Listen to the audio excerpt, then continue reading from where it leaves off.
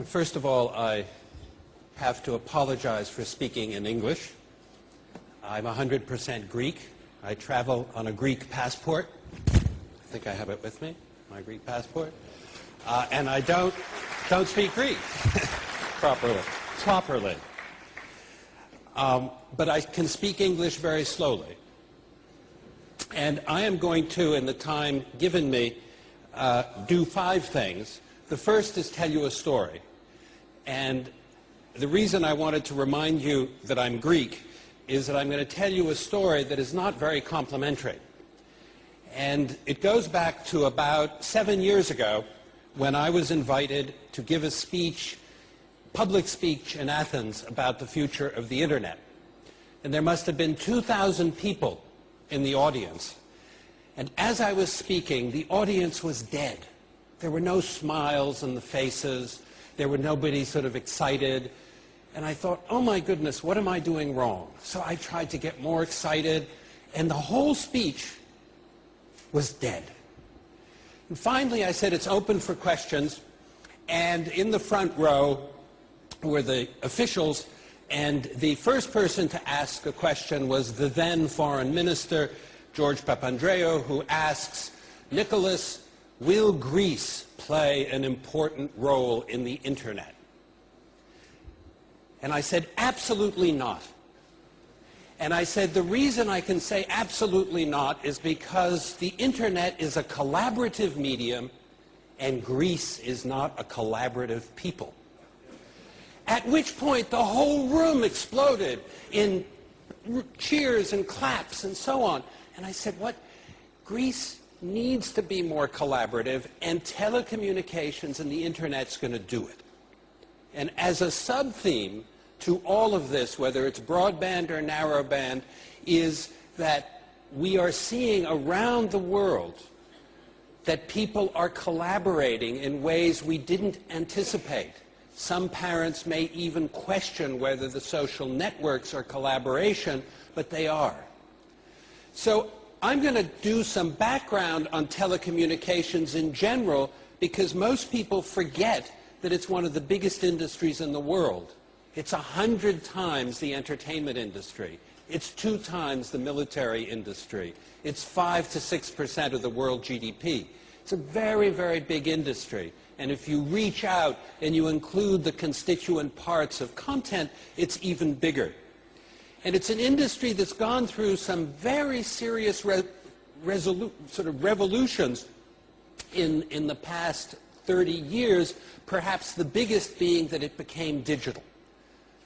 And when it became digital, it completely transformed how telecommunications worked. And for those of you who are technical in the audience, a piece of that was packet communications. And then wireless came.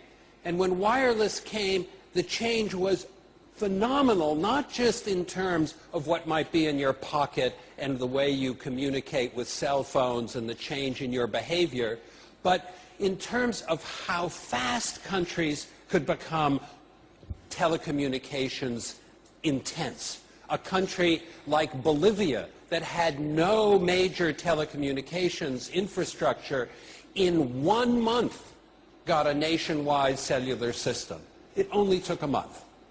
And that was very important because you can roll out telecommunications at speeds that are just totally different than what happened before. And this will be true for broadband as well.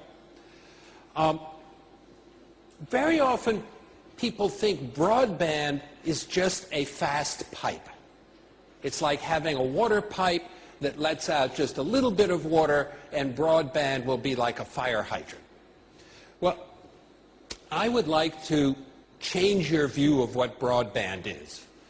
And I want to do that in 2 ways. The first of all is to remind you that broadband is the number of bits per second, and yet the number of bits per second that you consume is irrelevant to the quality and meaning of what you consume. And let me give you a very specific example of what I mean. If you read a book, it takes you about 2 hours, let's say on average, to read, if you're a fast reader, to read a book. And that book has less than 10 million bits in it. If you look at high-definition television, you consume 10 million bits every second.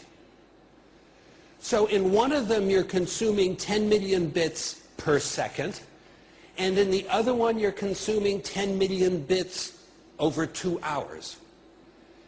There is no way you can say the values of the bits are correlated. They are independent. So how many bits you get per second does not relate directly to the quality of the experience. Very often the 10 million bits that you consume in the 2 hours is a richer experience. And the second thing I would like you to remember is that the best way to use broadband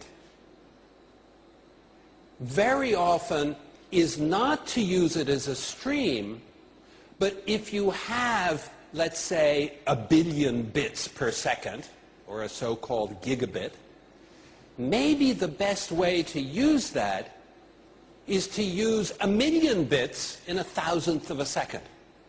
And all I mean by that is that's the response time. It's when you hit the carriage return and something comes up on the screen, but nothing after that. So broadband isn't just video pouring into your house. It's when you click, when you're browsing and something comes very fast on the screen, and that fast response time is, in my opinion, the highest value that broadband brings to people around the world.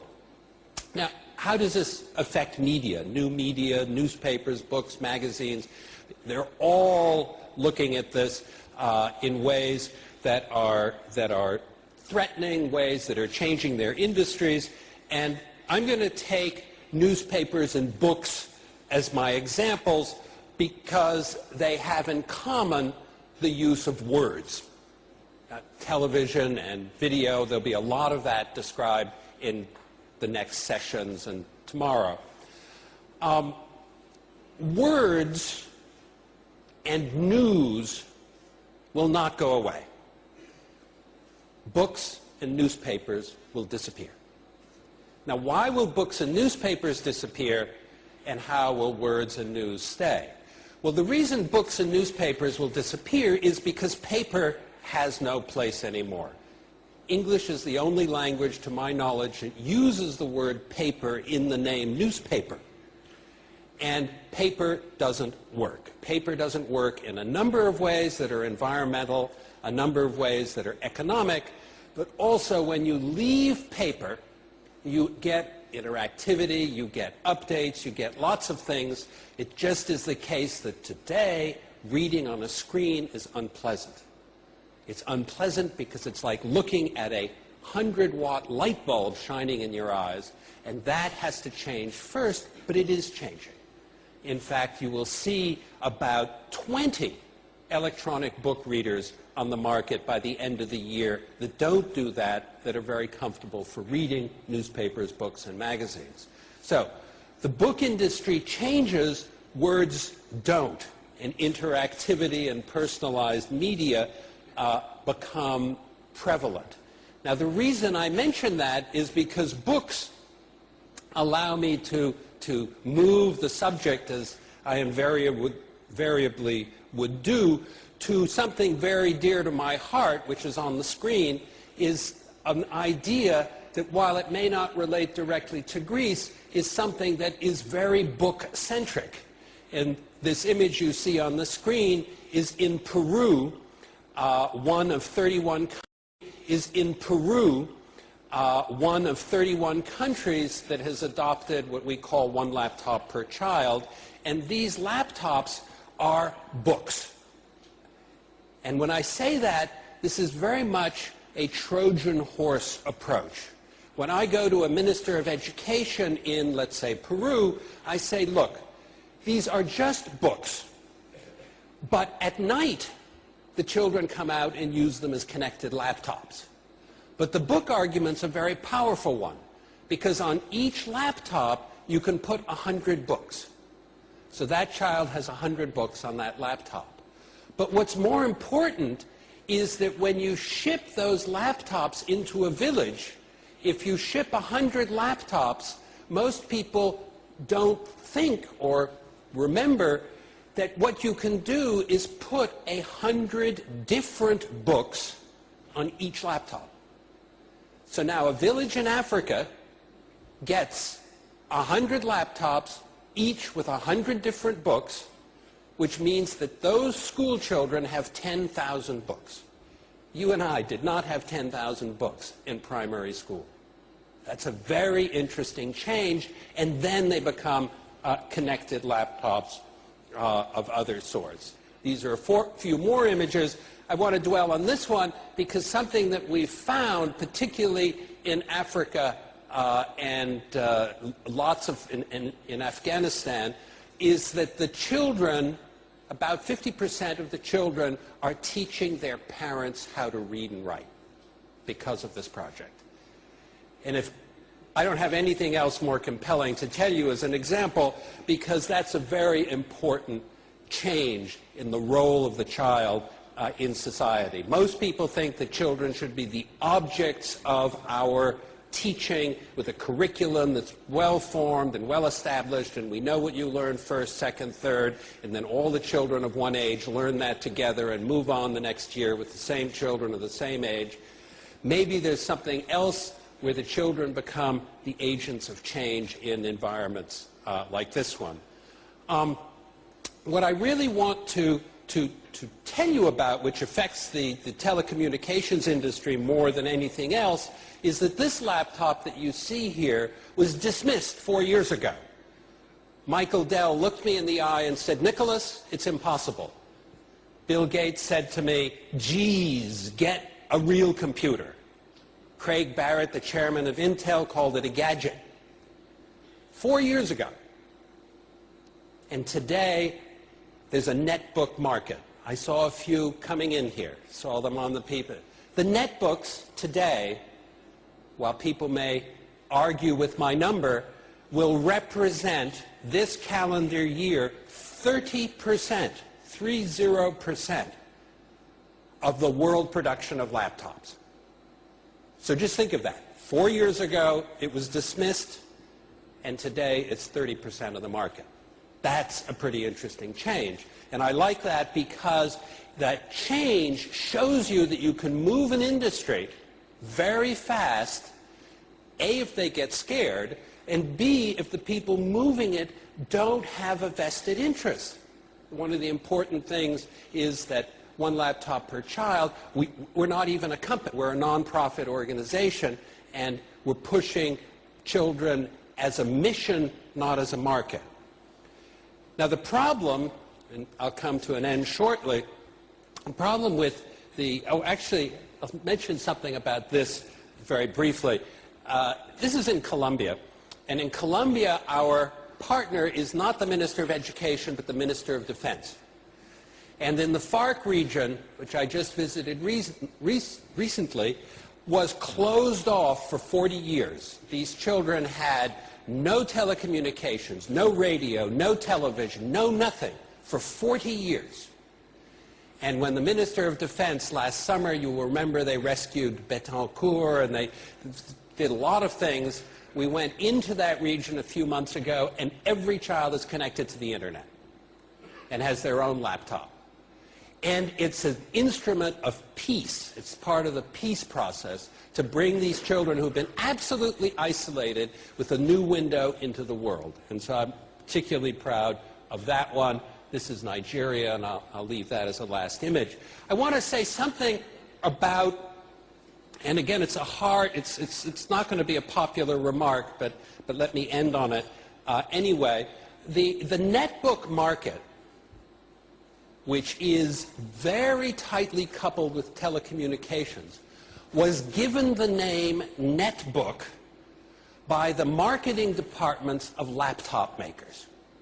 And what they wanted to do was to make sure that the name gave the image that the laptop, the small little laptop, is weak and needs the net, and that everything would happen in a cloud and everything would happen, and that it wasn't really a laptop. Well, of course, they are laptops, and they're perfectly good laptops. But what about net computing? What about the cloud? It's called a cloud in general. And I want to end by making a distinction for those of you who are into broadband and advocating clouds, that everybody will be doing everything in some remote area and that what's in your hands is just a portal to that cloud. That doesn't always work. Not just because you don't have a cloud, and let me say these children in Nigeria, children in Ethiopia don't have clouds there.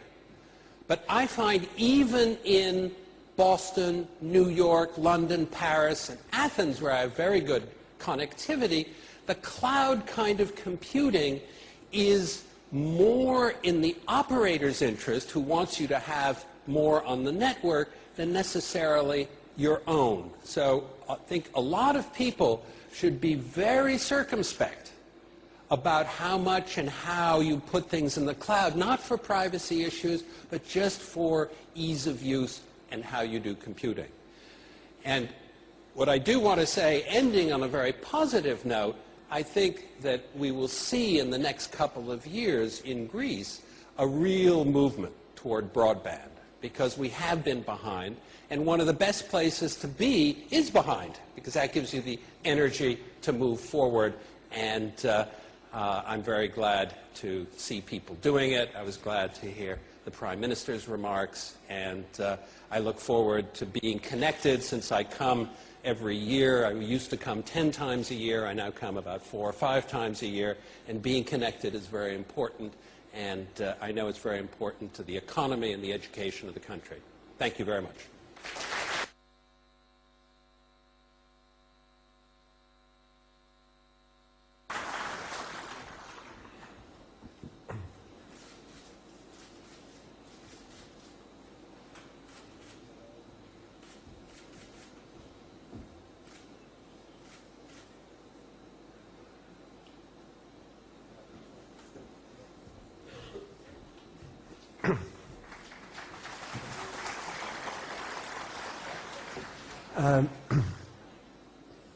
I'm wondering, Professor, whether you could accept to answer to up to 3 questions. Νομίζω να εκμεταλλευτούμε την παρουσία του κ. Negraponte. Αν υπάρχουν μέχρι 3 ερωτήσεις, παρακαλώ, από το ακροατήριο. Αν υπάρχει κάποιο μικρόφωνο, παρακαλώ, στον κύριο.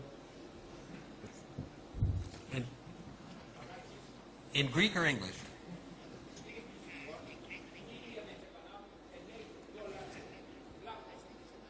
Okay, they need. He can't ask the question in Greek without a microphone. Here comes a microphone. Here comes a microphone. Okay, okay. Yeah. In India, they have announced an $8 laptop. Do you think they will succeed to make it? Oh, in English you say. The $10 laptop? The $8. The $8 laptop. You obviously didn't follow the news. For those of you who heard about this, India announced a $10 laptop, which was a total. You obviously didn't follow the news. For those of you who heard about this, India announced a $10 laptop, which was a total hoax. They announced it, the government stood behind it, the Minister of Education stood behind it, and there was a press conference, a room like this, with a table with a black cloth on top of it. I even sent the president of One Laptop Per Child India to that conference. And finally, after all the speeches, they pulled the cloth off the table, and there was nothing underneath. There was no laptop. There was a little box that routes signals that costs about $5 to make. It's not a computer. It had no screen. It had no keyboard. It was nothing. And it was very embarrassing for the Indian government. Very embarrassing. Ο κύριος, παρακαλώ, το μικρόφωνο αριστερά. Περιμένετε λίγο το μικρόφωνο, περιμένετε λίγο. Το μικρόφωνο λίγο. Stefan Schneider, one easy question, Niklas. Can you give us an interim status how many laptops this one laptop per child initiative had brought to the market now and into the countries? Thank you. Yes, we have commitments for about 2 million laptops. 1 million are in the hands of children today in 31 countries, 19 languages. And those are the statistics. What I like most about the statistics is that when you look into the countries, you will find it's countries like Haiti, Rwanda, Ethiopia, Afghanistan, Cambodia, and many places in those countries that are in conflict or post-conflict. So we're very much like the World Food Program. We go into the hard places. We're in the West Bank, and we'll be in Gaza very shortly. So we go to those sorts of places. And the other thing I like about the numbers is if you look at the languages, you'll see that the languages we support are languages that have never, ever been supported by a computer company in the history of computing. So when you go to Mongolia, you buy Windows in English, you use your cell phone in English, but you use our laptop in Mongolia. And we support native languages in Pakistan, Afghanistan, Ethiopia, all over the place. Very, very rare. Υπάρχει ο κύριος, παρακαλώ. Ένα μικρόφωνο εδώ μπροστά δεξιά. Maybe we can queue up another microphone wherever there's another question, so we do it in parallel. Or maybe there's only one microphone. Oh, there's two. Okay. Yes. Oh, okay. You want me to do it? Είπατε, κύριε Negraponte, ότι τα βιβλία και οι εφημερίδες θα εξαφανιστούν. Θα μου επιτρέψετε, με συγχωρείτε, να διαφωνήσω μαζί σας.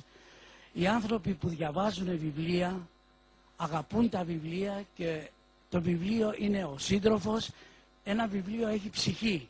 Αυτό δεν μπορεί κανένας, καμία τεχνολογία να το αφαιρέσει από αυτούς που αγαπάνε και διαβάζουν βιβλία. Ευχαριστώ πολύ.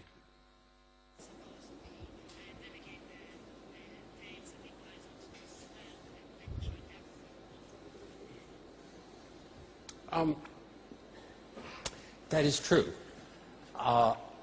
But what you have to keep in mind is that was also true for music, when people said they loved their records and that needle, and they could hear the difference, and putting the needle on the record. And then we moved to CDs, and people said they didn't sound as good, and you don't like music when you hear it on a CD. And now kids get it all from the ether, and they don't know what CDs or records are.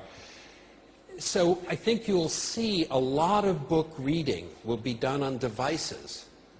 But just like going to the opera or reading rare books, there will be people who still, for a much longer time, read paper and will enjoy the leather and the smell and all of that. But it'll be very rare, and your grandchildren won't do it, and when they do it, it'll be an exercise of sort of a historical exercise. And we're in a period of transition right now where we are accustomed to it.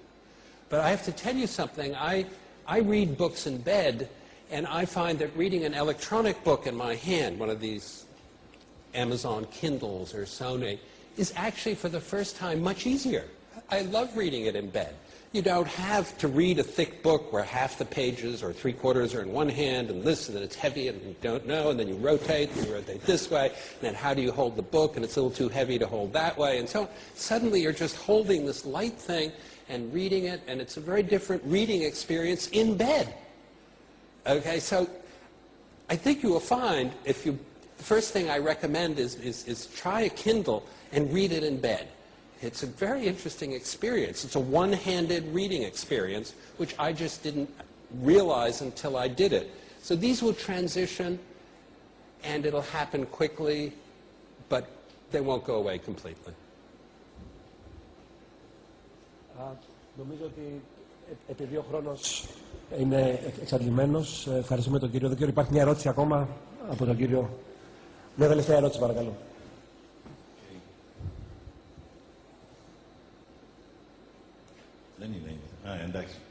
Well, I can say it in English.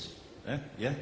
Wait, I just don't see where the microphone is. It's here. It's here. Oh, there you are, behind the camera. Well, it looks as if the internet develops as what I like to call the new Alexandrian library. I mean, the library now will be the internet. So the next project must be to organize knowledge in this library in such a way that it will be much easier to have access to it. And the second thing will be to open the libraries and all the knowledge that exists in the Harvard Library, in the MIT Library, and everywhere, to open it to everyone. So everyone can have access to the knowledge that was developed through the centuries, and it is for everybody. So I think those are the two things that the next project must be, to organize knowledge much better. Thank you. Mm-hmm. I agree with you on both, and I think the organizing principles going forward will come from the collective process versus a professional indexer. That the Wikipedia is our model, not just for generating material, but for understanding and organizing it. And that the organization will happen collectively and not selectively. And the open part is very interesting. You may have followed that Google, amongst others, but Google attracts the most attention, is digitizing all the books of Harvard and Yale and the New York Public Library and putting them online free. Now, they were taken to court, and they were taken to court by the Publishers Guild. And that lawsuit is pending right now, at this instant. And they're about to settle. And while the settlement looks good on the surface, the settlement is very complicated because there's a concept in there that most of us don't know about called orphaned works. And the copyright law over the next 3 months will come under great attack because of the orphaned books phenomenon and Google's intention to build the new Library of Alexandria. And that will probably come to a conclusion in September or October. And when that happens, sometime before the end of the year, you'll see a great push, just like there was to decode the DNA, will be to put all knowledge online. And sometime in the year 2010, we'll look back and we'll say, yes, we're actually getting there.